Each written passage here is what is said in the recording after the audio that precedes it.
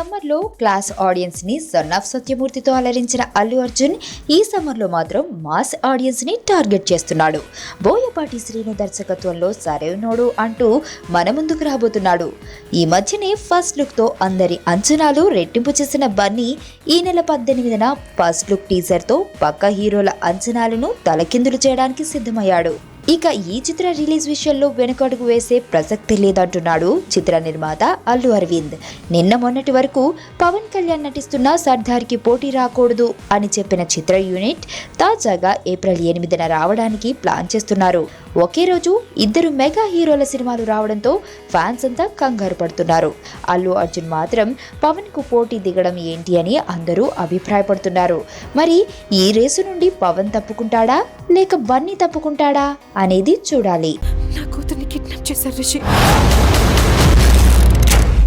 నా కూతుర్ని వెతికి పెట్టగలవా? ఎవరినో పెళ్లి చేసుకొని వెళ్ళిపోయింది. ఇప్పుడు వాళ్ళ కూతురు కిడ్నాప్ అయితే నీకేంట్రా? 2 months బ్యాక్ ఒక చిన్నపిల్ల కిడ్నాప్ అయిందండి. కిడ్నాపా? ఎప్పుడండి?